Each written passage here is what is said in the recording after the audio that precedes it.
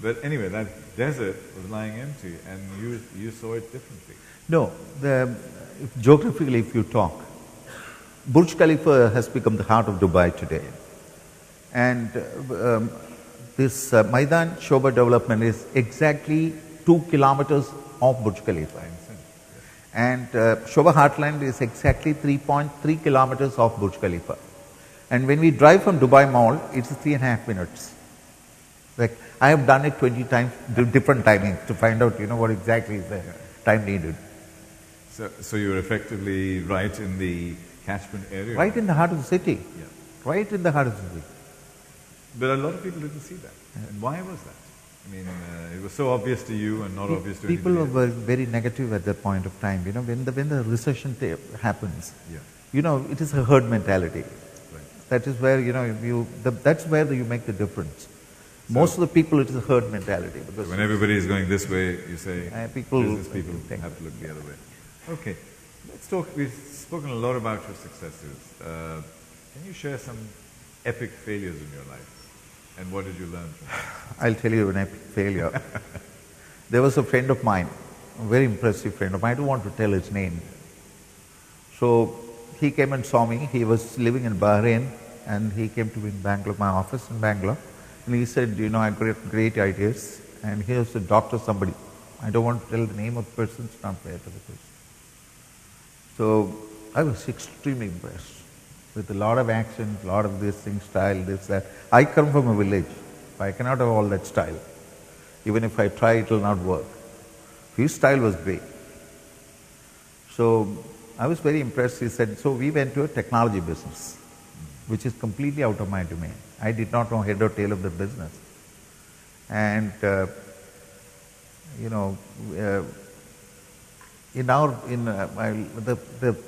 I used to sign everything for him, blank signature. And I signed the document for about $100 million. We have a festival in our village, where the temple festival, wherein there is a particular cracker. It's a special cracker, which goes up, 1, 2, 3, 5, 4, 5, 20 steps, and then it will come, it will spread, and it will fall down. So this business went up like that and failed. And I lost $100 million like that.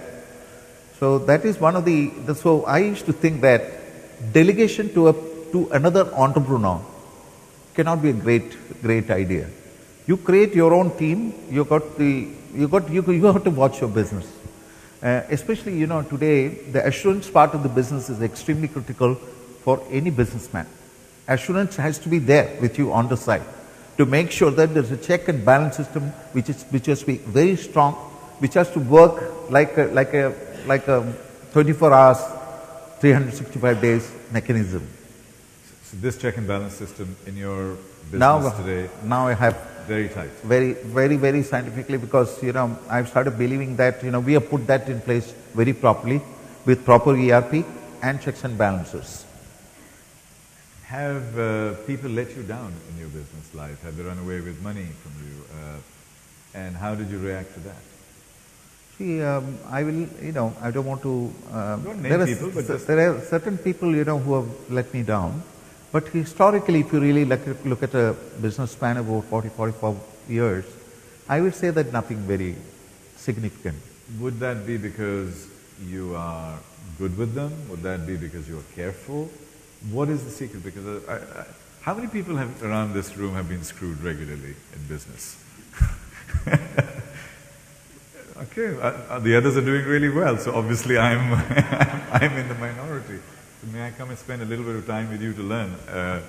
But perhaps because I'm a little innocent and trusting, that could be my weakness. But seriously, it's a very valid question, is how have you protected yourself from people not taking advantage of you or people not letting you down too much? People taking advantage is very limited, because people cannot see me most of the time. Okay. So I'm not available for somebody to come, because I hardly meet people. Unless it's actually, the people I meet generally are my colleagues. And the rest of the work is done by the colleagues.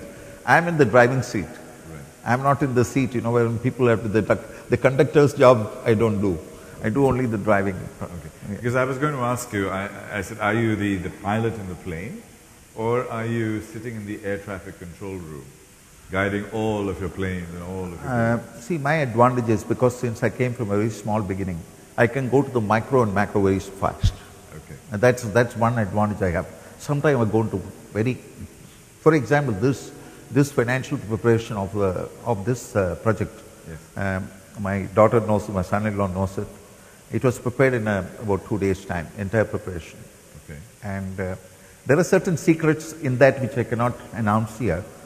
Sometime I'll write a book about this project and the evolution of this project, which could be an interesting reading for others. I cannot afford to release that information today. But my daughter knows it, my son-in-law knows it, how that somersault I did.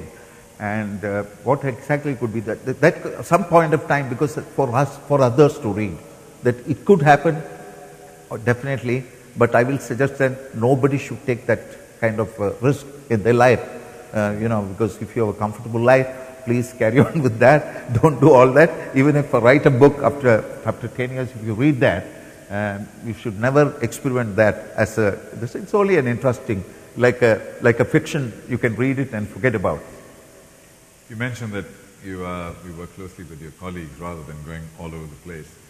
What are the characteristics and attributes are the most important for you to select somebody? Somebody in your company, somebody in your team, in your close team. You have family, that's obviously one start. I got a very bad reputation in terms of the people who work in my team, because if somebody I select, and it is a very unfortunate thing, 70% of the time they will lose the job within about 3 months' time. Okay. So the filtration process is very difficult, because that is the only thing which I have not learned in my life. How do you select a person who, very smart, good CV, postgraduate degree in engineering, or master's from London School of Economics, or Harvard degree, and Kellogg's degree, all that I've seen. At the end of the day, you find that when you start working with you over a period of 2-3 months, the evaluation many a times, it is not arrogance, I say, so what are these universities producing at the end of the day? Many a times I've asked, not that I have a degree with me, but I ask a question to myself, how is that this kind of people are produced by these great universities? So the biggest challenge for any businessman today is to get the right kind of people to work for you. True, but you said that 70% of the people exit in 3 months. That means bad selection from you? I think I probably could be.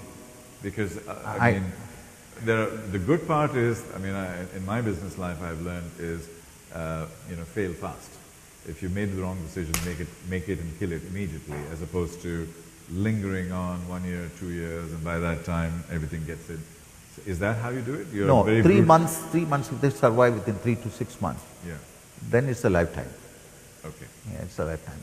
3 months to 6 months is very extremely critical for the person to this thing, because this is one of the things I would like to hear from others, what exactly is the truth. I was going to open it up. Yeah, because this is something which I would like to hear from others, because this is my view, and the most difficult thing for any businessman, especially to scale, it is it's an inverted pyramid, you have to grow. So when you grow at different levels, the number of people who work for you will be very large, and the pyramid goes, the degrees are different, the geometry works very differently. So all the time you are looking for people. And my most difficult thing in business today is how do you create the right kind of people? Not that we are not able to create, but the filtration process is not that easy.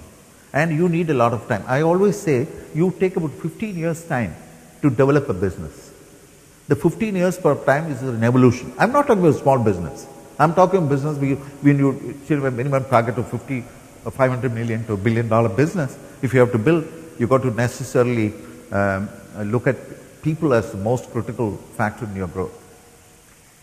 May I please stay with that for another minute, and I'll open up to questions. In those 3 to 6 month period, what are the 2 or 3 things that make you happy? Or what are the 2 or 3 things that they leave because of that? Because just not being good enough is not specific enough. What are you looking at? Are you looking at loyalty? Are you looking at dedication?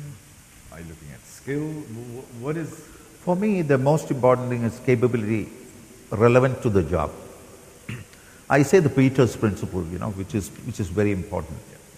Suppose somebody is employed, X is employed, and there is a Peters principle, and let's put a level of competence, The level of competence is 1 to 10 scale, need is about 8. And you over a period of time find that the person is not able to perform. The level of incompetence comes at the scale 5. And then your requirement is 8. And then you start behaving a little, pressure comes to the employee. And the person may struggle to reach at about 6. And then you have no other choice other than getting rid of the person at the earliest. Okay. What I think we'll do is we're sort of 3/4 of the way through our session. Let's open it up to some questions and make it a little bit more interactive and get some insights, and then we'll do a little closing session for 5 minutes. Thank you. So, any questions, any thoughts? Yeah. Mohammed, I run Independent Strategy Boutique. Thank you very much for insightful discussion. I have a two-part question. One is that how much, first of all, what do you call the success? Is it the money? Is it the buildings? What's the success in your eyes? And second question is regarding sheer luck. And the second part of the question is regarding the luck. How much luck has played the role in your overall success? Thank you. Thank you. First thing, money, money. I never believe that money is the first. Success is a very important factor in life. For me, success is the most important thing. Money is only a byproduct of success. It is not money. The moment you start chasing money, either you will not have a reputation, you will not have a brand, you will have probably money, probably. But I will say that you definitely should chase success and money becomes a byproduct. This is my belief, first thing. Luck plays a part. I think you are, I will say that luck is definitely a part of this thing, but you have to really, really work hard to, even if you are lucky.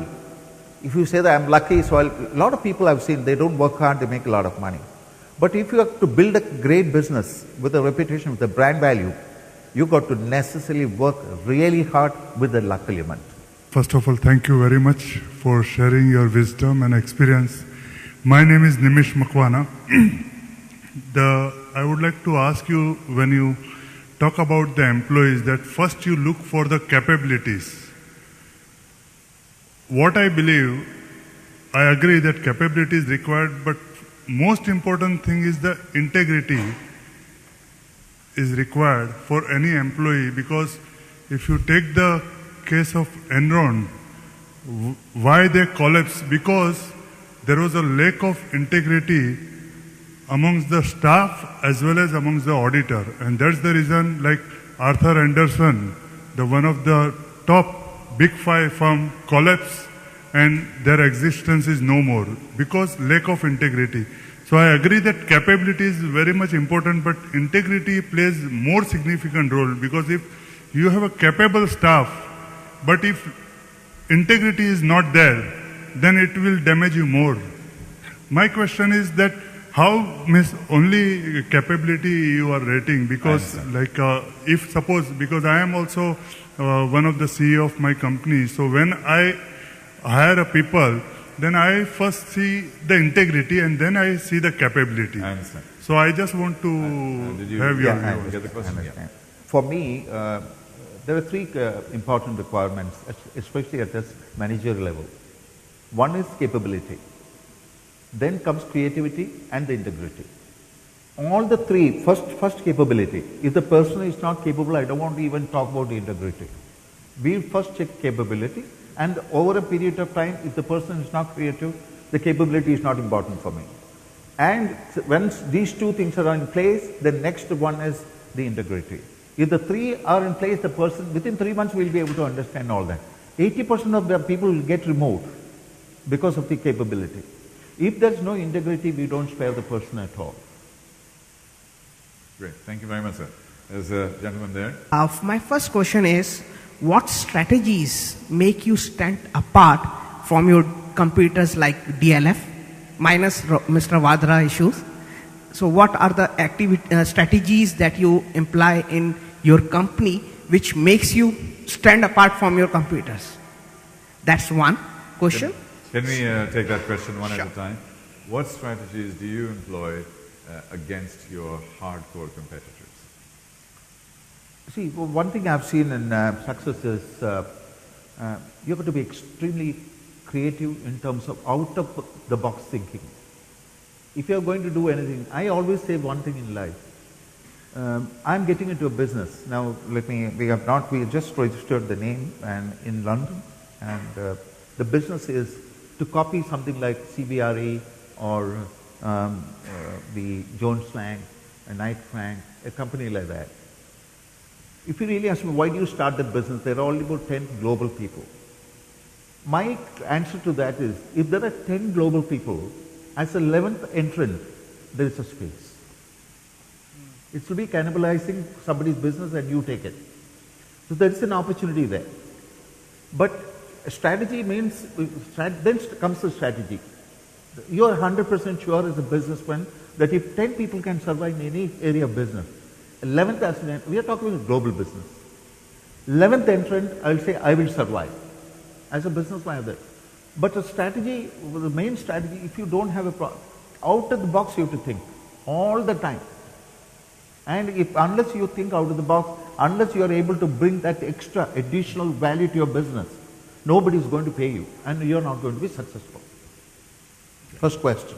Thank you for inviting me to this beautiful event. My name is Ahmed Talib. I am an investor here. Sorry. Yeah, I am an investor here. 2001, I bought the first villa from Amar, Meadows 1. Okay, it was like 1.3 million dirham. Okay, the years passed by. In 2004, I bought another one in Arabian Ranges for 1.8. Then again, I bought another one in Old Town, Miska. Then I bought another one 2008 in Arabian Ranges, which Amar al-Bawadi. Then those days they cracked and Amar fulfilled hand over the properties until today. So what is your advice for the new investor who's invest their capital? And what your vision for the future, like 2020? What do you see? What your vision for? I understand. Thank you very much. That really is the question. I've been in the real estate business for the last 20 years. Many friends have asked the same question you asked me. Is it a good investment? I said I cannot say that because I'm not an astrologer. I do real estate business, I build and I sell. And I will say that if you really ask me, as a friend, tomorrow you come and ask me, is it a good investment? I said, I don't know. That decision you'll have to take. It's a very cyclical business. Real estate is a very cyclical business. Some people are very lucky, like stock market, to enter at the right time to get out of it. As a developer, I will not suggest anything at all. It's a decision, commercial decision, the person will have to take.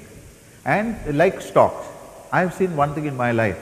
Wherever I invest in stocks, that stock will be coming down within about 3 months. It will become 1/3 the price that I purchased. So I decided not to enter the stock. But when I started working with one company in India, which is Infosys, I do most of the building. I've already built 35 million square feet for them. And in that 35 million square feet company, which I know reasonably, I know how the company works in terms of the growth plans, etc., etc. I never buy a share because the reason I'm scared that if they come down, my business also will come down. The 35 million square feet construction business. So I don't buy the shares. So this is exactly like shares. You have to take the company cannot guarantee anything to you. So you got to take a commercial decision whether you want to buy a property. I will say a lot of people come and ask me, I want to buy your house. I said, for what? No, I like your house, I want to buy one. If you don't use it, please don't buy it. To friends, I say this all the time. To all of you, I may not say the thing, because I would like you to come and buy my house, so it's a business for me. But if you really, as a friend, I'll say, no, please take the decision carefully. If you don't do it, if you don't need it, don't buy it. Thank you. Your vision for 2020.